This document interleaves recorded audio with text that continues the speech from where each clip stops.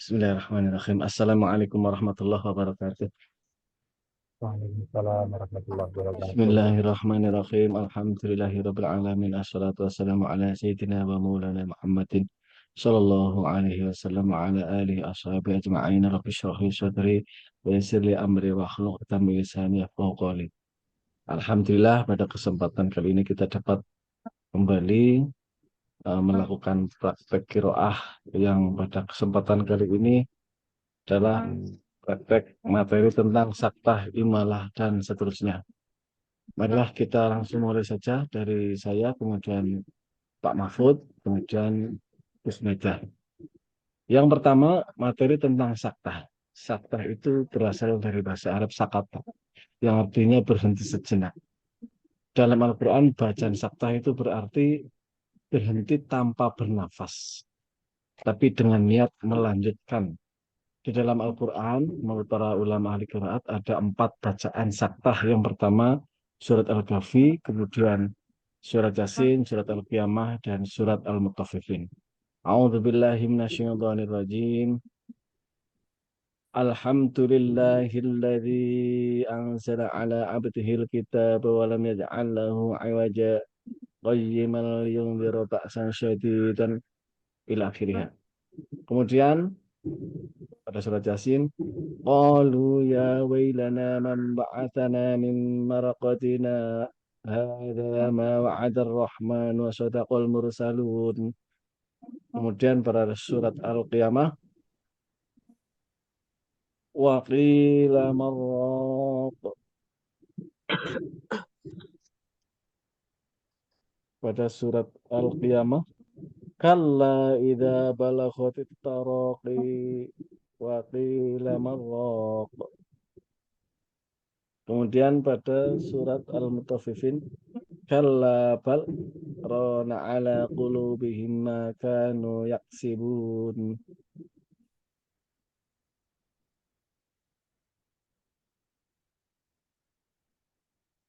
Silakan Pak Mahfud. Baik, di sini saya akan sedikit menerangkan tentang bacaan imalah. Imalah secara istilah imalah berarti memiringkan fathah ke arah kasroh atau memiringkan alif ke arah ya.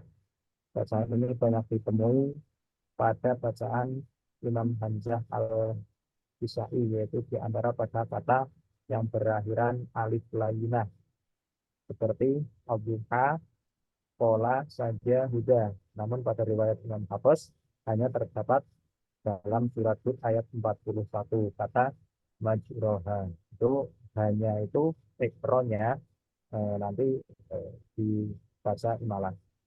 Tapi kalau kita dalam membaca Al-Quran memakai Imam Hafiz. Jadi dalam Al-Quran hanya ada pada surat Hud ayat 41, yaitu wa qala rkabu bismillahi majriha wa mursaha inna rabbi laghafurur rahim. Misalnya itu dulu. Terima kasih.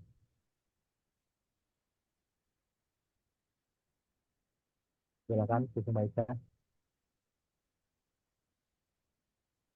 Yang ketiga yaitu nakal atau memindahkan harokat.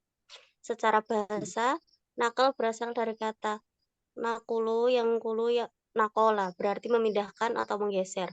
Ataupun secara istilah, nakal berarti memindahkan harokat ke huruf sukun sebelumnya, sebagaimana yang banyak ditemui pada riwayat Imam Hamzah dan Warsh, yakni setiap ada al-ta'rif atau huruf sukun atau tanwin bertemu Hamzah.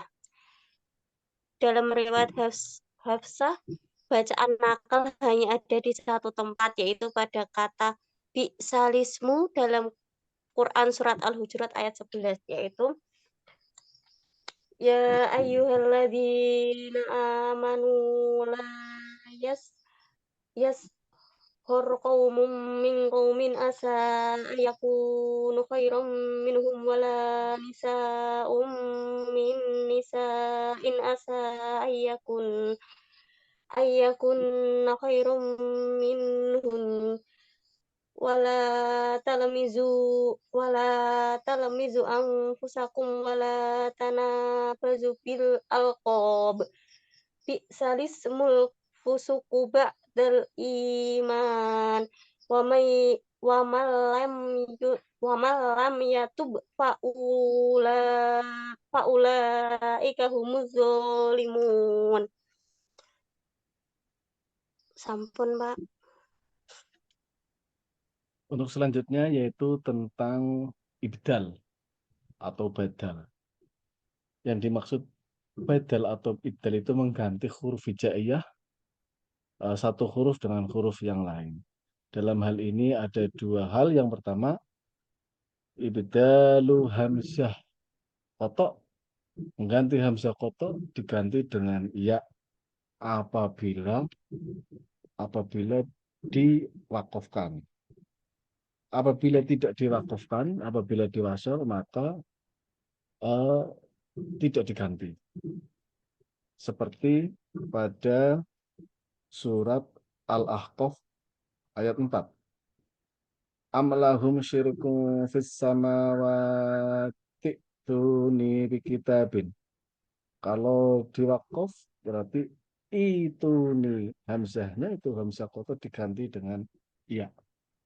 Kemudian yang kedua ibdalu shad bisin, mengganti huruf shad dengan sin.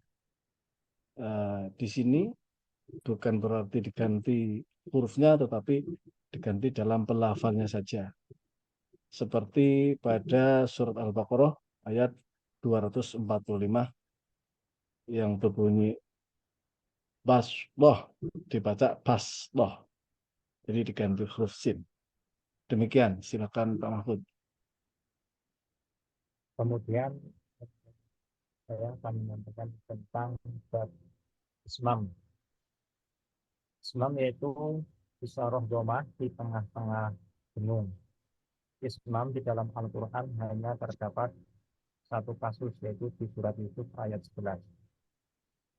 Qali ya abana malakalata man ma'ala Yusuf wa inna lahu lanasihun.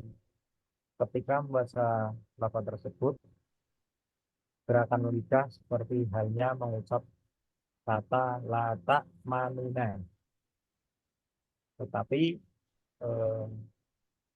lidah seperti halnya mengucap latak maunya, sehingga hampir tidak ada perubahan bunyi antara pengucapan lafal latak manma dengan latak manuna.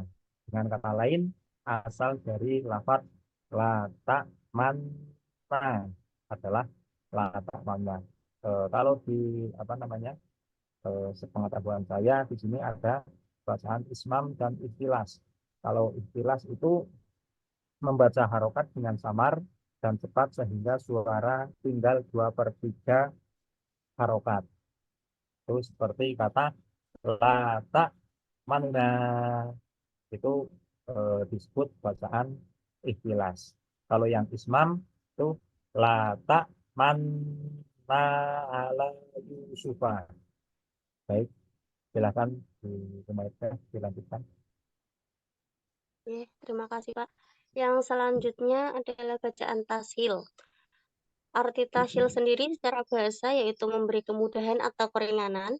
Sedangkan dalam istilah qiraat, tashil sendiri diartikan membaca hamzah kedua dari dua hamzah yang beriringan dengan bunyi peleburan hamzah dengan alif yang terdapat dalam surat Al-Fussilat ayat 44, yaitu walau ja'alnahu Qur'anan a'jamiyyan laqalu laula fussilat ayatu a'jamiyyun wa arabi qul huwa lilladzina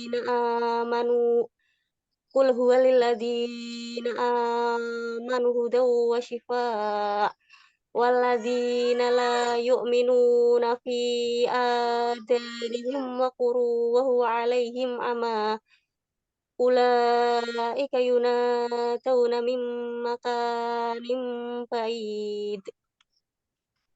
Ketika bertemu dua hamzah kotok yang berurutan pada satu kata, maka melafadzkannya kata semacam ini bagi orang Arab terasa berat, sehingga bacaan seperti ini bisa meringankan. Dan juga ada tahsil yang berasal dari mad lazim, sebagaimana yang dikemukakan oleh Imam Nasr Al-Maki. Ada 6 tempat, yaitu dalam surat Al-An'am ayat 143, surat Al-An'am ayat 144, surat Yunus ayat 51, ayat 91, dan surat Yunus ayat 59, dan yang terakhir dalam surat An-Naml ayat 59. Sampun, Pak. Kemudian untuk selanjutnya adalah tentang mad dan qasr. Mad itu artinya dibaca panjang, sedangkan qasr itu artinya dibaca pendek. Dalam ilmu qiraat khususnya bacaan hafaz banyak ditemukan kata yang tertulis menggunakan tulisan Utsmani pendek tapi dibaca panjang dan tertulis panjang dibaca pendek, di antaranya Malik dibaca Malik. Imam Asim dan Al-Kisai membaca mim dengan alif, sedang yang lain membaca pendek.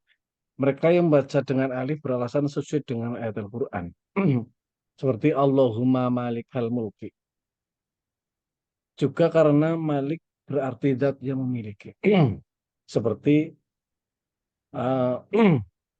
sedangkan malik berarti itu Tuhan atau penguasa, sehingga dalam Allah berfirman malikin nas yang berarti Tuhan manusia, dan tidak cocok makna yang seperti itu untuk kata hari pembalasan, yaitu pada Malik Yaumiddin.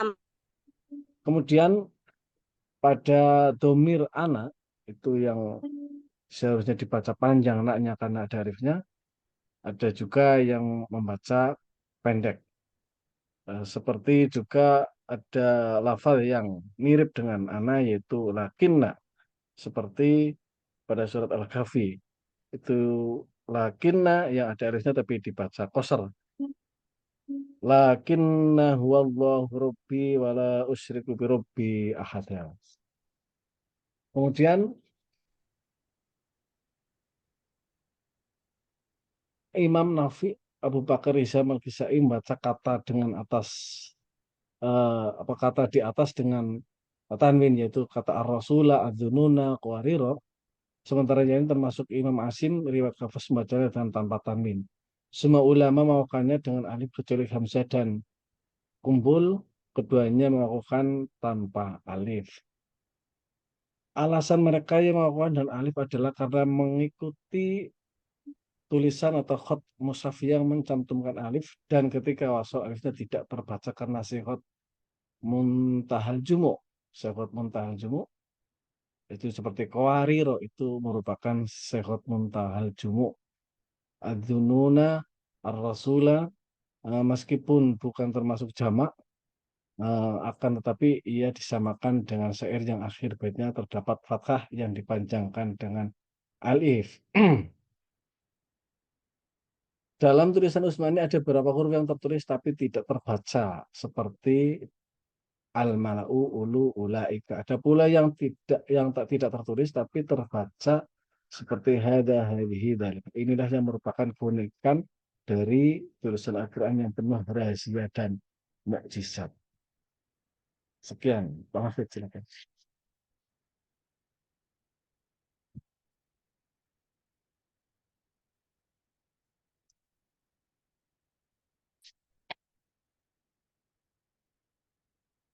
Tidak ada suaranya, Pak Mahfud? Tidak ada suaranya. Oke, maaf. Saya lanjutkan ini bab silah.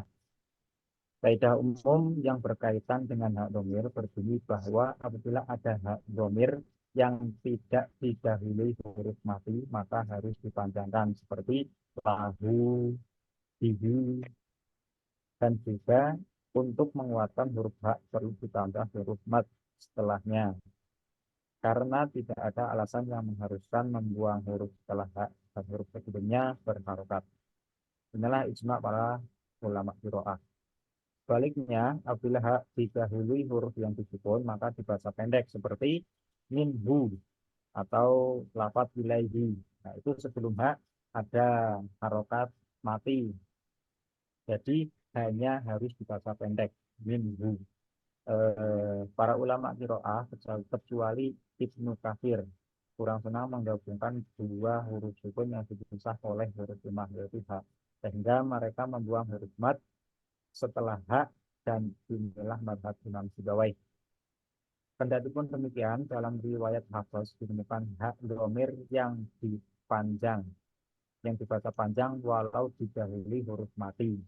Di sini menurut Imam Hafs ada salah satu titik ya, hak dhamir sebelum huruf mati tetap dibaca panjang.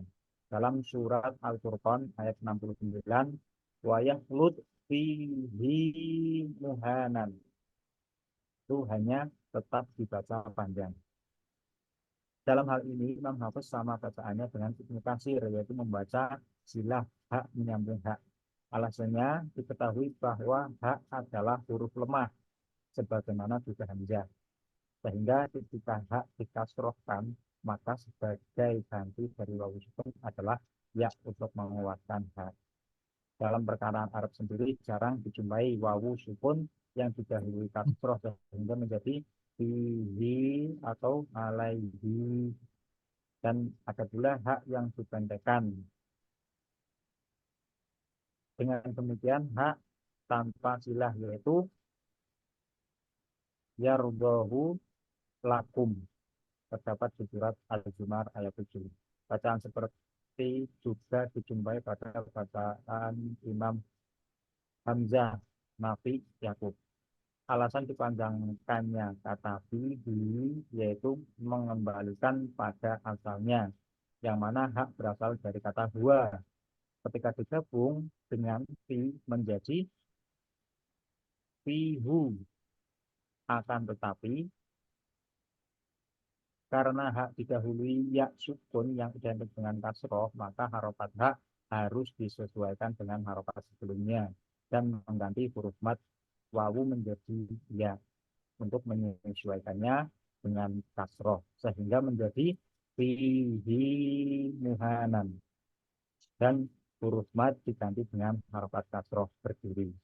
Jadi hak tetap dibaca panjang seperti kalimat fihi muhanan. Terima kasih.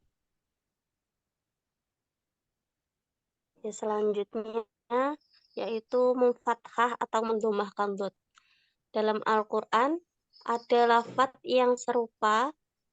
serupa yang diulang 3 kali dalam satu ayat, yaitu al-dha'fu dalam Quran surat Ar-Rum ayat 54, yaitu Allahul ladzi khalaqakum min dha'fin tsumma ja'ala min ba'di dha'fin quwwatan tsumma ja'ala min ba'di quwwatin dha'fan wa shayban yakhluqu ma yasha wa huwal alimul qadir. Nah, kata tersebut adalah masdar dari dha'uf atau yad'afu. Para ulama qiraah berbeda dalam membaca harokat dhot. Imam Hamzah dan Imam Syu'bah, salah satu perawi dari Imam Asyim, memfathahkan dhot dan lainnya kecuali Imam Hafsah membacanya dengan keduanya, fathah dan doma. Alasan terjadinya perbedaan itu adalah karena dalam ilmu shorof, kata yad'afu atau dha'uf itu mempunyai dua masdar, yaitu dhu'fa dan dhu'fu ya. Sebagaimana yang terjadi pada kata fakoro juga mempunyai dua masdar, yaitu fukro dan fakro. Sampun. Kemudian yang terakhir adalah tentang hukum membaca basmalah pada surat Al-Baro'ah atau surat At-Taubah. Semua mushaf Utsmani itu surat-suratnya itu diawali dengan basmalah kecuali surat At-Taubah. Salah satu sahabat Nabi yang bernama Ubay bin Ka'ab pernah bercerita bahwa beliau pernah disuruh oleh Rasulullah untuk menulis semua surat itu diawali untuk menulis bismillah pada setiap awal surat. tapi tidak diperintahkan menulis basmalah pada awal surat At-Taubah atau surat Al-Baroah. Pada hal ini, para ulama itu berbeda pendapat tentang hukum membaca basmalah pada surat At-Taubah. Imam Asim berpendapat bahwa membaca basmalah pada awal surat Al-Baroah itu haram. Seperti juga Imam Hajar dan Imam Al-Khatib. Kemudian ada juga yang memakruhkan membaca basmalah pada surat At-Taubah, pada surat awal surat At-Taubah, tapi di tengah-tengahnya itu sunnah. Jadi di awal makruh, tapi di tengah sunnah. Kemudian alasan kenapa di awal surat At-Taubah ini tidak disunahkan membaca basmalah, karena basmalah itu merupakan rahmat, sedangkan surat At-Taubah ini adalah termasuk surat azab atau siksaan. Ada yang mengatakan riwayat lain bahwa surat ini turun ketika sedang berperang. Jadi antara rahmat dan berperang itu bertolak belakang, sehingga tidak disunahkan untuk membaca basmalah pada awal surat At-Taubah.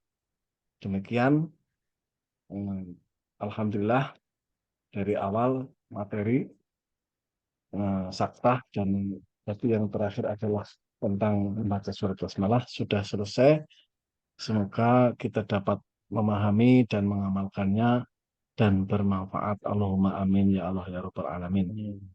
Silakan kalau ada mau koreksi sebelum kita tutup.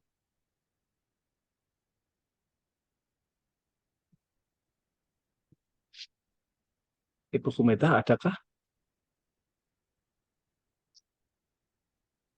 Kalau tidak ada, kita tutup saja. Gimana Pak Mahmud, ada? Sudah cukup, Pak. Cukup. Ya, cukup. Alhamdulillah kalau sudah cukup, kita tutup saja pertemuan kali ini dengan bacaan hamdalah bersama. Alhamdulillahirabbil alamin. Alhamdulillahirabbil alamin. Sekian, assalamualaikum warahmatullahi wabarakatuh.